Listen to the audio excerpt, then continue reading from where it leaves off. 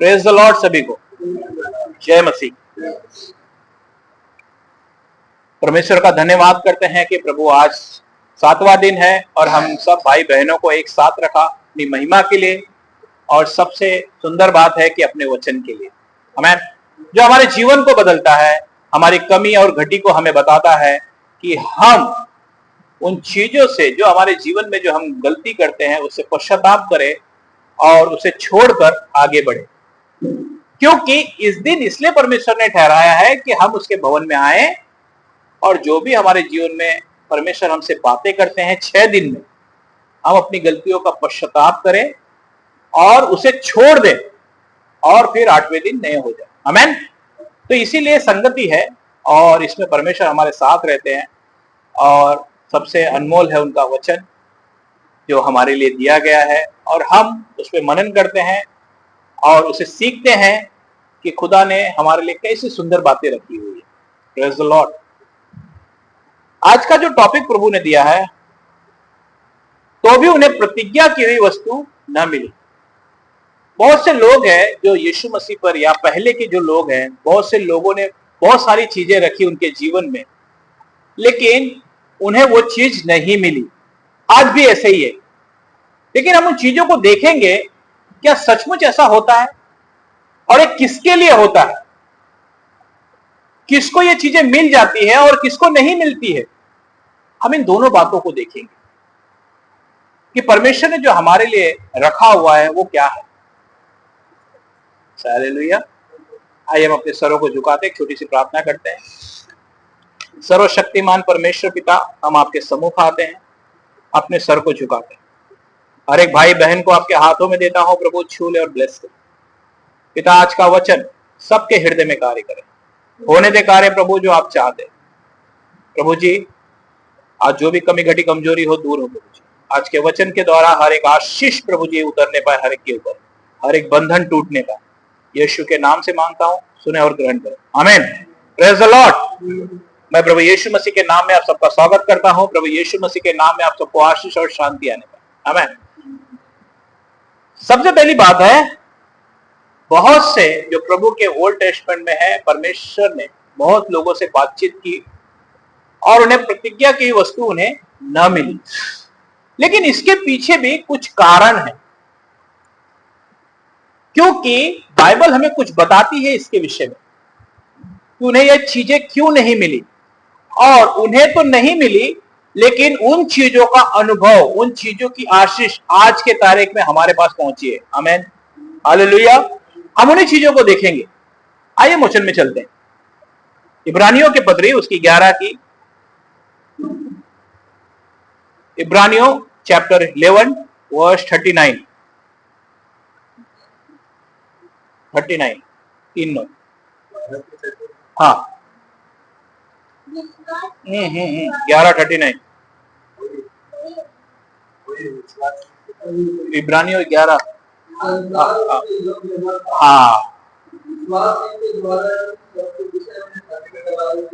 हाँ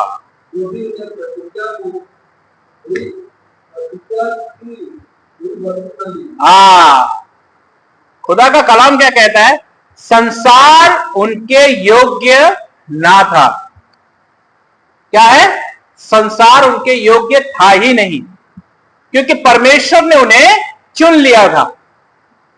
इसीलिए उस संसार की कोई भी चीजें उन्हें नहीं मिली। क्यों? क्योंकि वो परदेसी थे। हालेलुया। आज हम क्या हैं? हम परदेसी हैं। आज हमारा घर कहां है? स्वर्ग में है। इसीलिए संसार की जो चीजें थी, धन संपत्ति, ऐसी जो चीजें हैं जो यहाँ के लोग ऐशो आराम कर रहे हैं, वो चीजें उनको कभी नहीं मिली जो परदेसी है। Praise the Lord. क्यों? क्योंकि परमेश्वर ने उत्तम चीज रखी है हमारे लिए। एक किसके बारे में ये बातें हो रही है? क्योंकि अब्राहम है, दाऊद है, ये सब लोग हैं जो परमेश्वर के चूजन पर्सन हैं।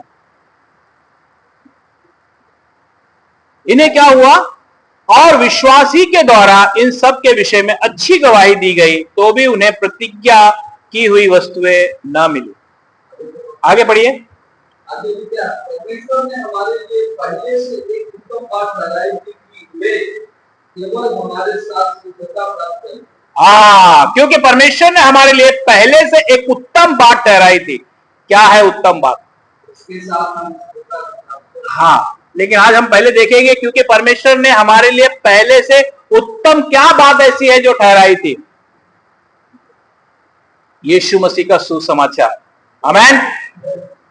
यीशु मसीह का सुसमाचार, यीशु मसीह का बलिदान जो पहले लोगों को नहीं मिला लेकिन आज के युग के लोगों के लिए रखा गया था। आमेन, हालेलुया।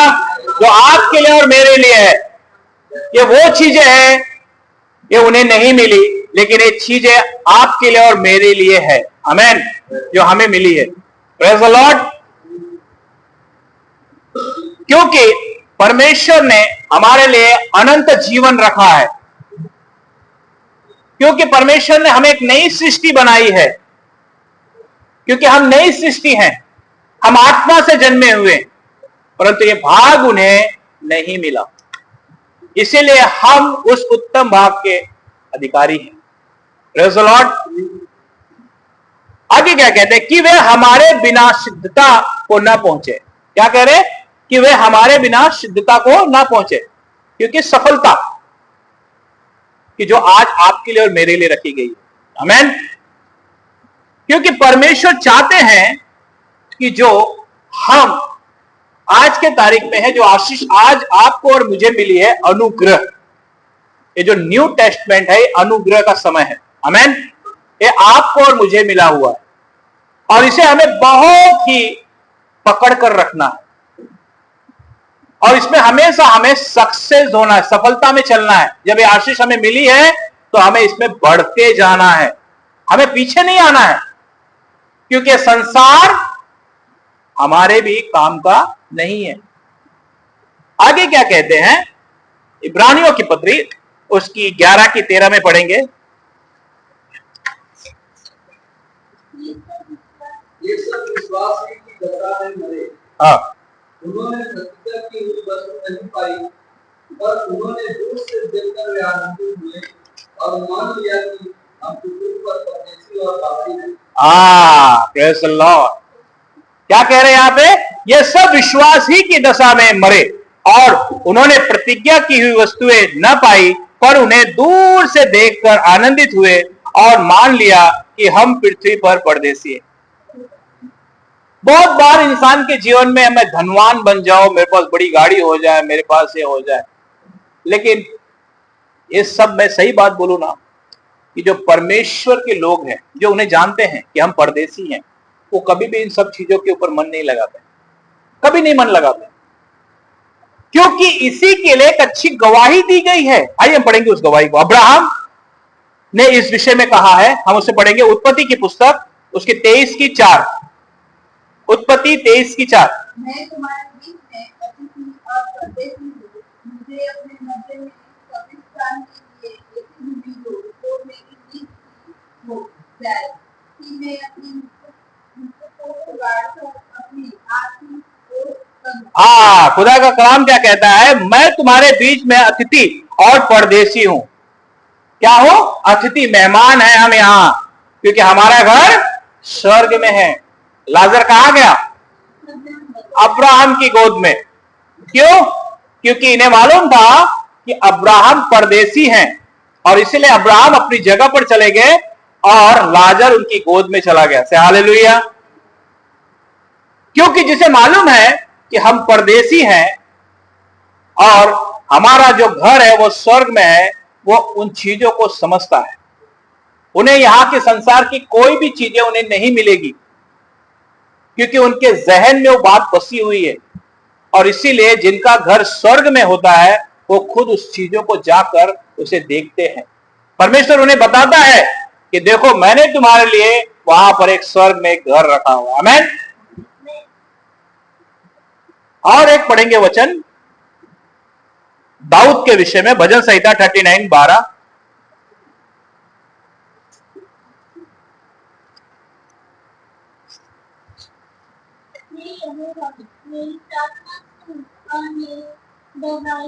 पर कान लगा, मेरा रोना सुनकर शांत न रहा, क्योंकि मैं तेरे संग एक परदेसी यात्रा के समान रहता हूँ, और अपने सब सुखाओं के समान परदेसी हूँ।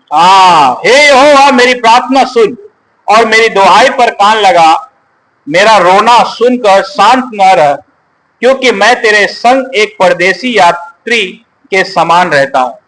क्या रहता हूं? भजनकार कहते हैं कि मैं एक परदेसी यात्री के समान यहां रहता हूं। इसीलिए आज हम पुकारते हैं, वो हमारी सुनता है। आमेन। क्योंकि उन्हें मालूम है कि ये यात्रा पे है, ये यात्रा पे है, और इसीलिए परमेश्वर हमारी प्रार्थनाओं को सुनता है। मैं आपको इसलिए बता रहा हूं क्योंकि बहुत बार ऐसा होगा कि आप इस संसार की कोई भी चीजों के लिए प्रार्थना कर रहे होंगे, वो आपको नहीं मिलेगा, तो आप उदास कभी भी नहीं होइए, क्योंकि शायद परमेश्वर ने आपके लिए उससे उत्तम भाग रखा हुआ है। Praise the Lord. बहुत बार एक इंसान बहुत सारी चीजों के लिए प्रार्थना करता है, क्योंकि जो ये संसार की जो चीजें है ना, ये बहुत से लोग बहुत सारी चीजों के लिए प्रार्थना करते हैं, लेकिन परमेश्वर जानता है कि आपको किस चीजों की जरूरत है, और बहुत से लोग उनके प्रार्थना का उत्तर नहीं आता और वो निराश हो जाते हैं। लेकिन जब आप इस वचन को पढ़ेंगे, आप जब बाइबल पढ़ते रहेंगे ना, तो आपको मालूम होगा कि शायद ये भाग मेरे लिए नहीं होगा, क्योंकि परमेश्वर ने आप लोगों को चुन लिया है। उसने क्या कहा? तुमने नहीं, मैंने तुम्हें चुना है कि जाकर फल लाओ और तुम्हारा फल बना रहे।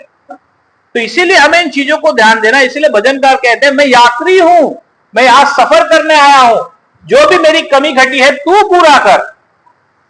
इसीलिए वो आज हमारी कमी घटी को पूरा करते हैं। आप बोझ से दबे होंगे, आप प्रार्थना करेंगे, प्रभु आपको छुड़ा लेगा। आमेन। आप कोई परेशानी में होंगे, आप देखोगे, आप प्रार्थना करोगे, परमेश्वर आपको छुड़ा लेंगे। ये अन्य जाति में क्यों नहीं होता? क्योंकि वो उस धनी मनुष्य के समान है जो यहां के वारिस है, जिनकी जगह कहां है? नरक में। लेकिन परमेश्वर ने हमारे लिए एक यात्रा रखी है, और यहां पर हमारा कोई भी ऐसा भाग नहीं है, क्योंकि बाइबल बताती है कि लेवियों का कोई भाग नहीं है इस जगह पर। मालूम है? अगर अच्छे से पढ़े होंगे तो उसमें लिखा हुआ कि याजक का कोई भी भाग यहां पर नहीं दिया गया था, क्योंकि लेवी जो थे वो परमेश्वर के भाग थे। आप समझ गए मेरी बात? और हम कहते हैं ना कि हम याजक हैं, तो इसीलिए याजक का भाग कुछ भी नहीं है, हमारा भाग यीशु मसीह है। आमेन। इसीलिए भजनकार कहते हैं कि मैं यात्री हूं, जितने दिन तूने मुझे यहां रखा है मेरी मदद कर, और मैं जल्द से जल्द इस यात्रा को खत्म करूं और तेरे पास आ जाऊं। हालेलुया। आइए और एक जन को देखेंगे, याकूब के विषय में देखेंगे। याकूब उत्पत्ति उसकी 47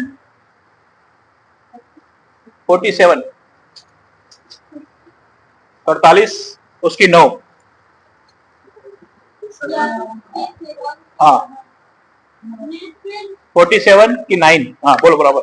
याकूब ने फिरौन से कहा, मैं फिर 130 वर्ष परदेशी होकर अपना जीवन बिता चुका हूँ। मेरे जीवन के दिन बड़े और दुख से भरे हुए ही थे। नहीं कि मैं मेरे बाप से दादी परदेशी होकर न दिखने के दिन तक जीवित रहे, जितने दिन तक मैं अभी नहीं हूँ। हाँ, यहाँ पे क्या कह रहे? याकूब ने फिरौन से कहा, मैं 130 वर्ष परदेशी होकर अपना जीवन बिता चुका हूं। क्या कह रहे? 130 वर्ष का मैं परदेशी होकर, मैं एक यात्री होकर अपना जीवन इस पृथ्वी पर बिता चुका हूं। अब मेरे स्वामी के पास मुझे जाना है, क्योंकि मेरा कोई भाग यहां पर नहीं है। और इसीलिए इजरायली मालूम है कहां रहते थे? तंबू में रहा करते थे। आज डेरा यहां, कल डेरा वहां, कल डेरा वहां, क्योंकि जो स्थायी है, जो फिक्स है, उसके लिए एक जगह होगी, लेकिन हमारे लिए कोई भाग नहीं है, हम परदेशी हैं। इसीलिए यहां पर याकूब कहते हैं कि मेरा जितने दिन जीवन परमेश्वर ने इस यात्रा में रखा हुआ था, मैं उसे पूरा कर चुका हूं। 130 वर्ष का हो चुका हूं, मैं यहां परदेशी हूं।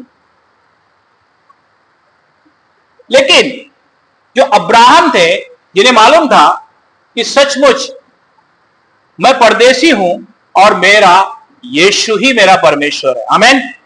उसने उस समय भी विश्वास किया और अपने परमेश्वर को पहचान गया। आमीन। और यीशु मसीह उससे आकर मिले, क्योंकि उन्हें मालूम था कि मैं परदेसी हूं और जो मेरी यात्रा है ये यीशु मसीह की तरफ से है और वही मेरी यात्रा को पूरा करने वाले। आइए आमीन। आइए हम उस चीजों को देखेंगे। यूहन्ना रचित सुसमाचार उसकी 8 अध्याय चैप्टर 8 वर्स 56।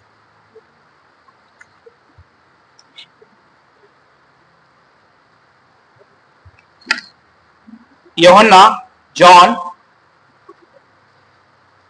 Chapter 8 verse 56।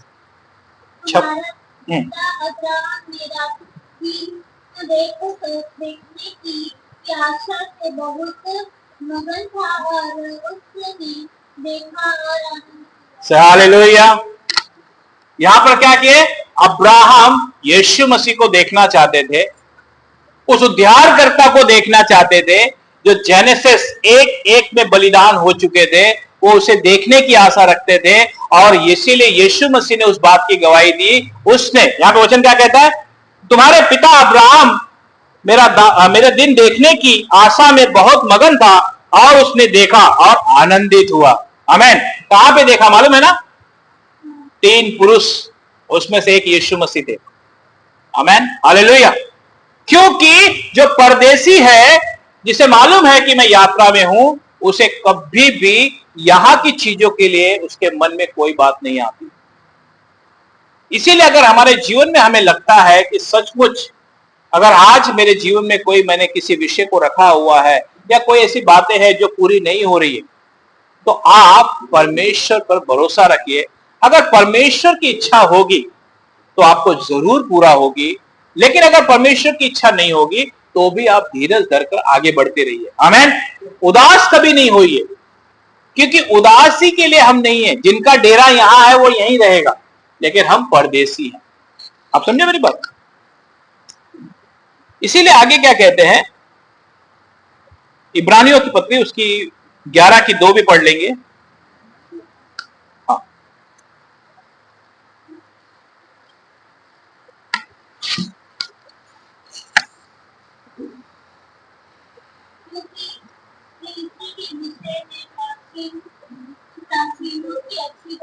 हाँ, क्योंकि इसी के विषय में प्राचीनों की अच्छी गवाही दी गई है।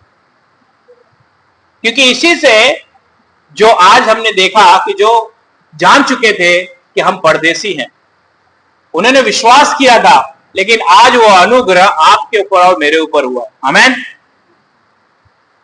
आगे क्या कहते हैं? पहला पत्रस उसकी 1 की 12।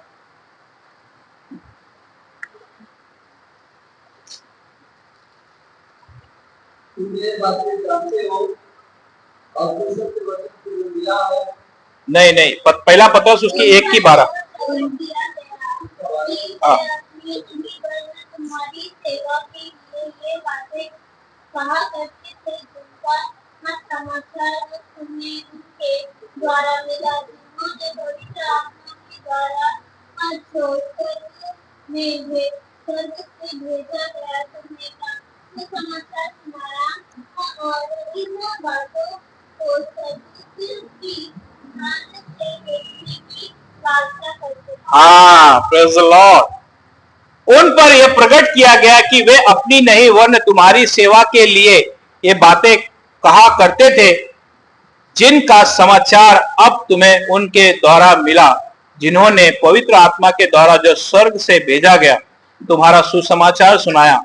और इन बातों को स्वर्गदूत भी ध्यान से देखने की लालसा रखते थे। आज इस मसीह का उद्धार को स्वर्गदूत भी इंतजार कर रहे थे कि कब होगा, मसीह कब इस पृथ्वी पर आएगा। लेकिन यह भाग हमें मिला है। आमीन। क्योंकि यह भाग आपको और मुझे मिला हुआ, क्योंकि ये पुराने के जो लोग थे ये भी इन आशा में थे कि मसीहा आने वाला है, लेकिन यह भाग आपको और मुझे मिला हुआ। तो हमें कितना घमंड होना चाहिए कि यीशु मसीह ही मेरा परमेश्वर है। आमीन। आगे क्या कहते हैं?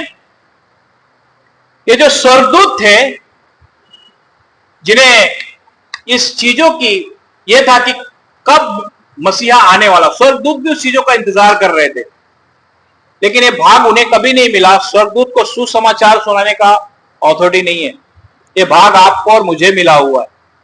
हालेलुया। आइए हम उसे पढ़ेंगे, लेकिन वो मगन हो गए। लूका रचित सुसमाचार उसकी 10:23।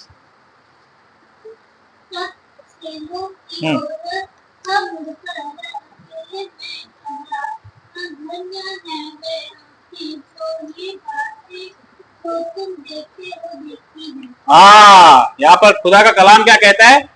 चेलों की ओर फिर कर अकेले में कहा, धन्य है वे आंखें जो ये बातें जो तुम देखते हो देखती है। हमें उन्होंने आशीषित किया यीशु मसीह ने, कि जो ये बातें आज आप और मैं देख रहे हैं, हम आशीषित हैं कि भाग हमें मिला है। हालेलुया। क्योंकि स्वर्गदूत भी इनकी आशा रखते थे कि कब होगा उद्धार, क्योंकि ये बात सिर्फ किसको मालूम थी? पिता को। प्रभु ने कहा ना, ये मुझे भी नहीं मालूम है, लेकिन ये पिता को मालूम है। इसीलिए एक और वचन पढ़ेंगे, लूका रचित सुसमाचार उसकी 2 अध्याय की 10 से 14 तक पढ़ेंगे।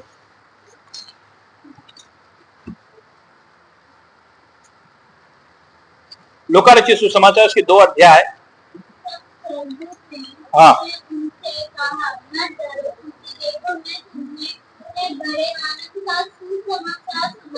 हाँ जो सब लोगों के लिए होगा, हाँ। कि आप दाऊद के नगर में तुम्हारे लिए एक उद्धार करता जन्मा है। यस, आमेन। यही मसीह प्रभु है। यस। और उसका तुम्हारे लिए यह पता है कि तुम एक बालक को तो कपड़े में लिपटा हुआ और चरनी में पड़ा पाओगे। और एकाएक उस स्वर्गदूत के साथ स्वर्गदूतों का दल परमेश्वर की स्तुति करते हुए और युद्ध करते दिखाई दिए। आकाश में परमेश्वर की महिमा और पृथ्वी पर उन मनुष्यों में जिनसे वह प्रसन्न है शांति। आमेन, हालेलुया। तब स्वर्गदूत ने उनसे कहा, मत डरो, क्योंकि देखो मैं तुम्हें बड़े आनंद का सुसमाचार सुनाता हूं, जो सब लोगों के लिए होगा, कि आज दाऊद के नगर में तुम्हारे लिए एक उद्धारकर्ता जन्मा है, और ये प्रभु मसीह प्रभु है। और इसका तुम्हारे लिए यह पता है कि तुम एक बालक को कपड़े में लिपटा हुआ और चरनी में पड़ा हुआ पाओगे।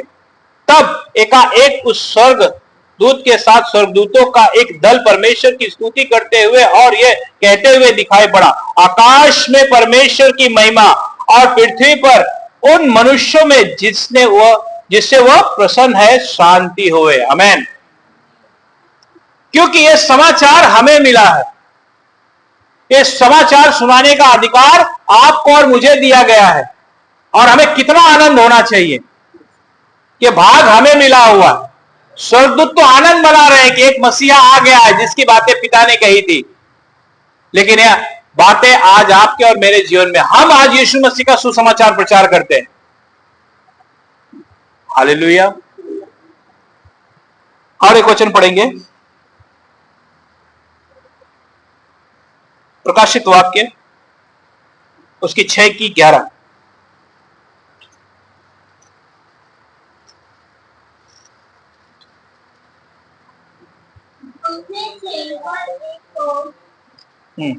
हाँ बोलो।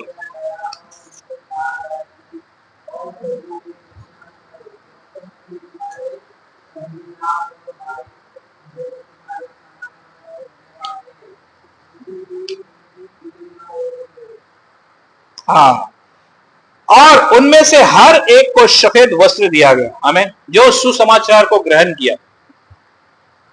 और उनसे कहा गया कि और थोड़ी देर तक विश्राम करो, जब तक कि तुम्हारे संगी दास और भाई जो तुम्हारी नाई वध होने वाले हैं उनकी भी गिनती पूरी ना हो ले। हालेलुया। क्योंकि उन्हें आज भी वहां पर रखा हुआ गया है स्वर्ग में, जब तक हम उस जगह पर ना पहुंच जाए। आमीन। जो आज हमने एक वस्त्र पहना हुआ है, आज हम यीशु मसीह का सुसमाचार प्रचार कर रहे हैं, क्योंकि हम परदेसी हैं और हमारा घर स्वर्ग में है। आगे क्या कहते हैं रोमियो की पत्री उसकी 3:23।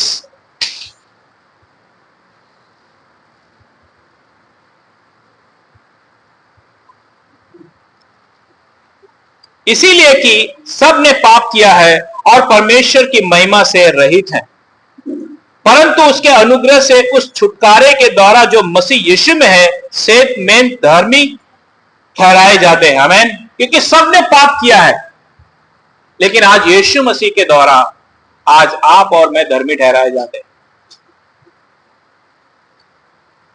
और आगे क्या कहते हैं इब्रानियों उसकी 5:9 में कहते हैं, और सिद्ध बनकर अपने सब आज्ञा मानने वालों के लिए सदा काल के उद्धार का कारण हो गया है। आमीन। जो उसकी आज्ञा में मानता है, जो उसकी आज्ञा में चलता है, वो अनंत काल तक अपने यीशु मसीह के साथ होगा। आमीन। क्योंकि हमें ये जो सुसमाचार हमें सुनाया गया है, जो आज हमें जो मिला हुआ है, ये सबसे उत्तम भाग है हमारे लिए, और हमें इसे हमेशा पकड़ कर रखना है। आगे क्या कहते हैं इब्रानियों की पत्री उसकी 7:19, इब्रानियों की पत्री उसकी 7:19,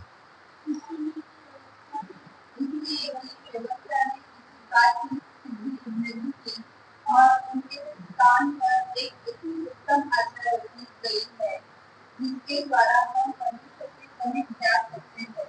हाँ, इसीलिए कि व्यवस्था ने किसी बात की सिद्धि नहीं की और उसके स्थान पर एक ऐसी उत्तम आशा रखी गई है जिसके द्वारा हम परमेश्वर के समीप जा सकते हैं।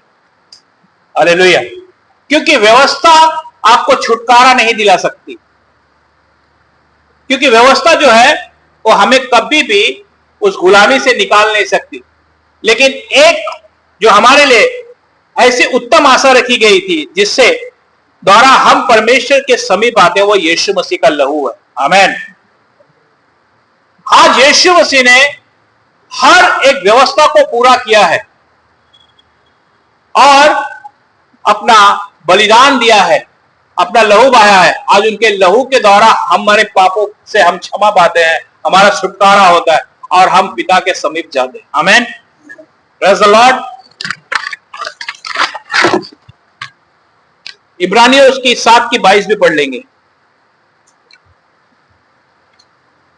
इस प्रकार यीशु एक उत्तम वाचा का जमीन हाँ, इस प्रकार यीशु एक उत्तम वाचा का जामीन ठहरा है। और 8:6 इब्रानियों, पर उसको उनकी सेवकाई से बढ़कर मिली क्योंकि वह और भी उत्तम वाचा का मध्यस्थ ठहरा, जो और उत्तम प्रतिज्ञाओं के सहारे बांधी गई थी। हालेलुया। वो उससे भी उत्तम भाग ठहरा। आज अगर हम विश्वास योग्य रहेंगे तो हम भी यीशु मसीह के साथ होंगे। Praise the Lord. क्योंकि आगे क्या कहते हैं इब्रानियों 9:8 में क्या कहते हैं, इससे पवित्र आत्मा यही दिखाता है कि जब तक पहला तंबू खड़ा है तब तक पवित्र स्थान का मार्ग प्रकट नहीं हुआ था। जब तक पुराना तंबू था, जिसे हम मूसा का तंबू कहते हैं, तब तक ये मार्ग प्रकट नहीं हुआ था।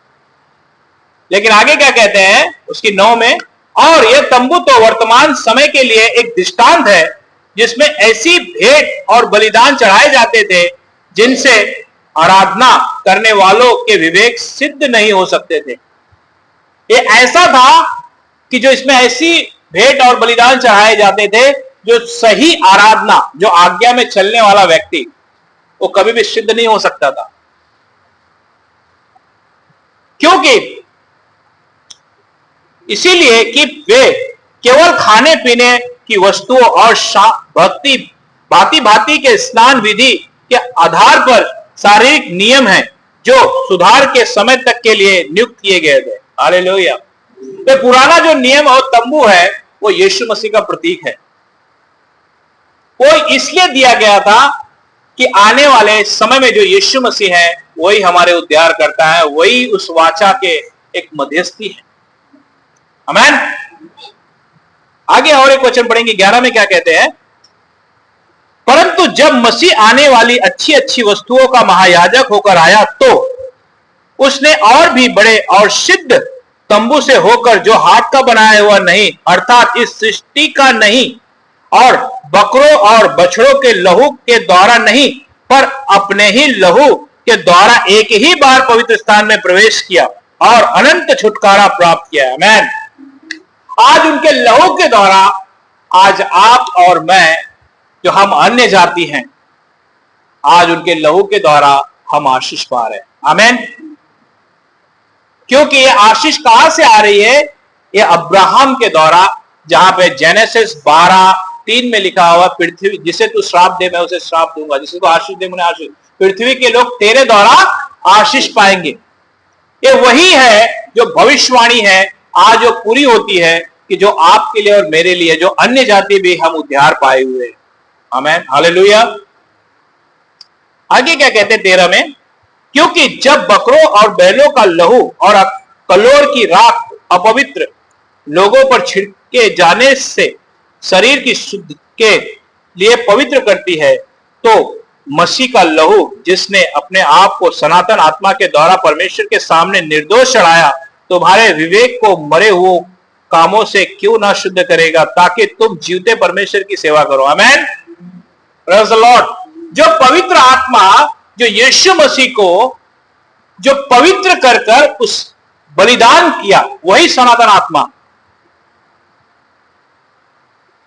तो आपको और मुझे क्यों नहीं सिद्ध कर सकते? क्यों नहीं मुझे और आपको पवित्र रख सकते? बस हमें उनके शब्दों को सुने तो अपने मन को कठोर कभी ना करें, क्योंकि हम भी अगर पवित्र आत्मा के शब्द सुनेंगे तो हम भी जीवते परमेश्वर की सेवा करेंगे। आमीन। क्योंकि पवित्र आत्मा ने यीशु मसीह को निर्दोष कर बलि चढ़ाया, और वही चीज आज आपके भी और मेरे भी जीवन में होता है कि जब हम पवित्र आत्मा के अनुसार चलते हैं, तब आप हमेशा परमेश्वर की उपस्थिति को महसूस करेंगे। हालेलुया।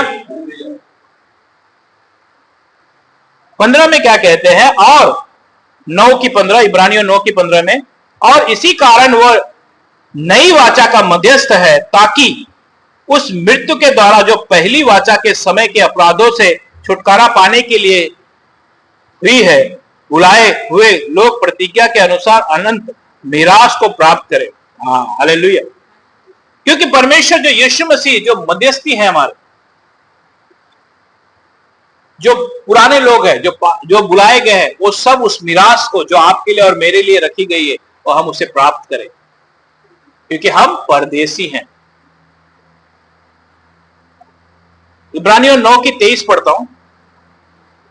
इसीलिए अवश्य है कि स्वर्ग में की वस्तुओं के प्रति रूप इनके द्वारा शुद्ध किए जाएं, पर स्वर्ग में की वस्तुओं आप इन से उत्तम बलिदानों के द्वारा। यहां पर क्या कह रहे हैं मालूम है? कि जो एक परमेश्वर ने मूसा को क्या कहा था कि जो नमूना तुझे स्वर्ग में दिखाया गया है उसी के अनुसार बनाना। और ये एक ही बार, ये जो यहां पर तंबू बनाया गया था, ये एक दृष्टांत है, लेकिन जो मेन है वो स्वर्ग में है, जहां पे यीशु मसीह अपने आप को बलिदान कर चुके हैं। आमीन। ये वही आशीष है जिसके द्वारा लोग उद्धार पाते हैं। जो हम जेनेसिस 1:1 में मैंने बताया ना कि जब उनकी कोडिंग करते हैं तो वहां पहले से वो मेमना बलिदान हो चुका है। हालेलुया। आगे क्या कहते हैं? इब्रानियों की पत्री उसकी 10:11 में। हाँ,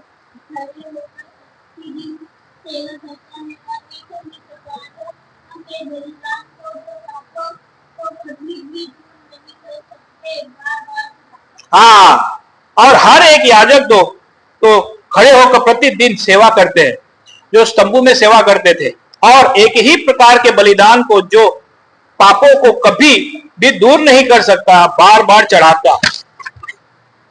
और 12 का भी है, पर यह व्यक्ति तो पापों के बदले एक ही बलिदान सर्वदा के लिए चढ़ा कर परमेश्वर के दाहिने जा बैठा। आमीन, हालेलुया।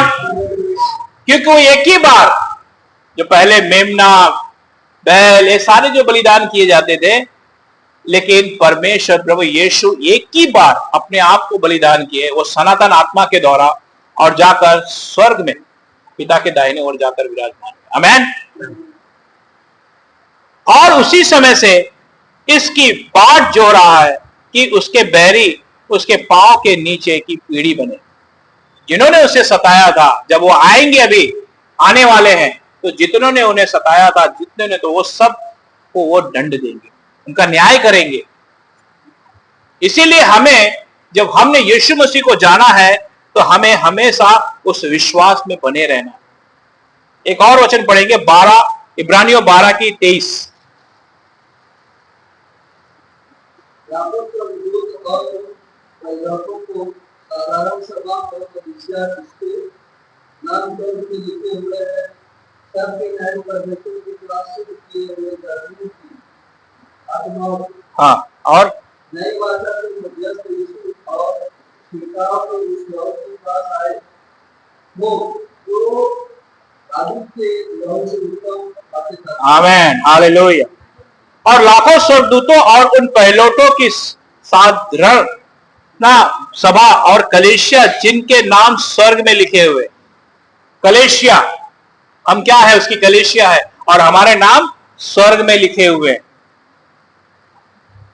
और सब के न्यायी परमेश्वर के पास और सिद्ध किए हुए धर्मियों की आत्माओं और नई वाचा के मध्य से यीशु और छिड़काव के उस लहू के पास आए हो जो हाबिल के लहू से उत्तम बातें करता है। Hallelujah, praise the Lord. क्योंकि हम स्वर्ग के वारिस हैं। आखिर हम देखें, वहां पर ये संसार हमारा नहीं है, क्योंकि हमारे कलीसिया स्वर्ग में हमारे लिए जगह रखी गई है। आमीन। इसीलिए हमें प्रभु में विश्वास योग्य बने रहना है, और हमें मालूम होना चाहिए कि हम परदेसी और यात्री हैं।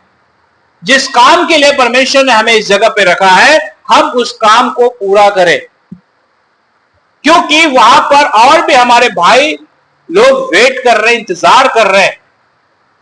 और प्रभु ने उन्हें कहा कि बहुत से लोग वध होने के लिए अभी बाकी हैं, उसके बाद न्याय होगा। क्योंकि इसीलिए हमें तैयार रहना है और उस वस्तु के ऊपर ध्यान लगाना है जो स्वर्ग में है। बाइबल बताते हैं, तुम उसकी धार्मिकता, उसके राज की खोज करोगे तो तुम्हें सारी वस्तुएं तुम्हें मिल जाएगी। आप समझे इसका मतलब? आप क्या सोचते होंगे कि क्या हम सिर्फ सेवा करने आए? हाँ, मैं एक बात कहता हूं कि यीशु मसीह का जो काम है वो सचमुच सेवा है। यीशु मसीह का जो काम है वो सचमुच सेवा है, क्योंकि वो जिसको बुलाता है उसे सेवा के लिए बुलाता है, और जिसे बुलाता है उसे सेवा भी देता है, और सेवा के साथ साथ उसके पूरे परिवार को संभालता है, उसकी जरूरतों को पूरा करता है, और वो व्यक्ति यहां पर भी आनंदित रहता है, और उसके लिए स्वर्ग में भी जगह रखी गई है। आमीन। तो इसीलिए हमें विश्वास योग्य बने रहे, इस संसार की चीजों पे कभी मन ना लगाए, परंतु उस पे मन लगाए जो हमारे लिए रखा गया है। आमीन।